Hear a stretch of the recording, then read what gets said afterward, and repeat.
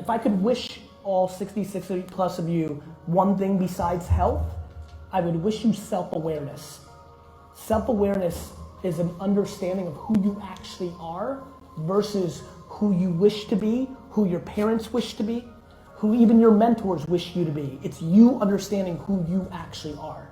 At a very young age, I knew who I was. I was a kid that loved to make money.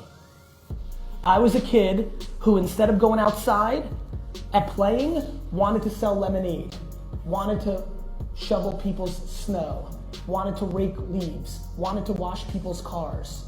I wanted to do stuff to get money. That's just who I was. And it wasn't even about the money. I didn't want to buy stuff. It's not like I wanted to buy Nintendo or a football. I just loved the game of trying to build a business. The same way you might love playing a video game or playing a sport or reading, or I don't know what you love, but what I loved was having a business. Now, right now in America, like being an entrepreneur, having a business is cool. When I was growing up and I was your age, it was not. The only way out of my tough situation was to go to a great college that would help me get a job. That's what I grew up with. That's what they grew up with. There was one path in America that everybody was talking about, which is get a great education your way out. Now, that worked for a lot of people. And by the way, it's gonna work for plenty of you as well. I'm sure many of you in this room wildly understand that you are quite fortunate to be within this ecosystem, and it's going to give you opportunity. So at 11 and 12,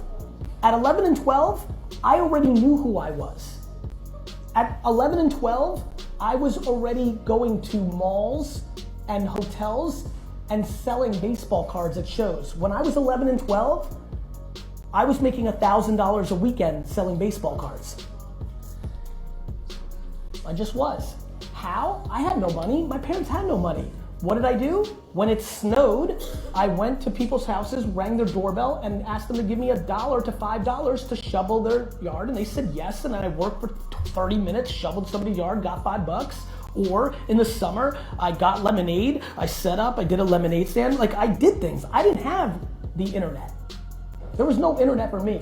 How many of you have a smartphone? You guys have Instagram. You guys have Twitter. You have the internet. Thank you. Like, I didn't have that. What I had was my neighborhood in New Jersey, and I could hustle and make money, and I saved. And in the same way for you guys now, people care about things like Yeezys and Supremes and stuff of that nature. When I was in your age, that was baseball cards. Everybody in my class wanted cards. They wanted sports cards. They wanted Greek Freak rookie cards. They wanted Steph Curry rookie cards. They wanted that, right? So I took the money that I made from shoveling snow and lemonade, and I started buying cards, and I'd buy somebody's card for $2, and I'd sell somebody in class for $4, and I worked slowly and surely and every day. And by the time, it's crazy to look at you, because you guys look young as hell to me right now. To look at your faces and realize I was already doing baseball card shows for real and making that kind of money. What's crazy is you have a much bigger advantage over me. You do actually have Instagram. You do actually have Twitch. You do actually have YouTube. You have that. I didn't.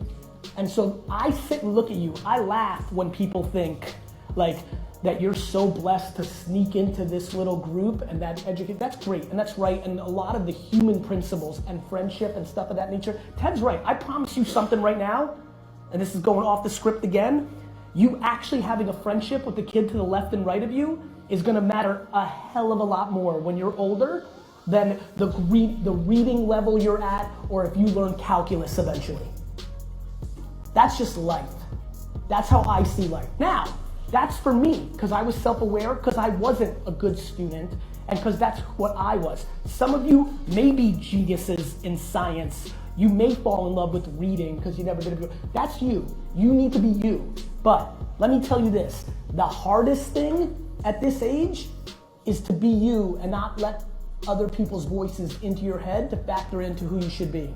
The hardest thing right now is to not do what you love because it's not cool or nobody else likes it or rolls with it. That's the hardest thing.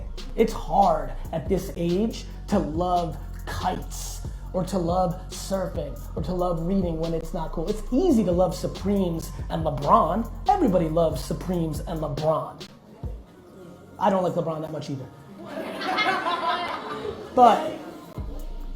But let me say this, and let me say it very clear to all of you. You are living in the greatest era to be alive of any human being ever, because you have the power of the world in your pocket. And you don't know that because you've never known no different.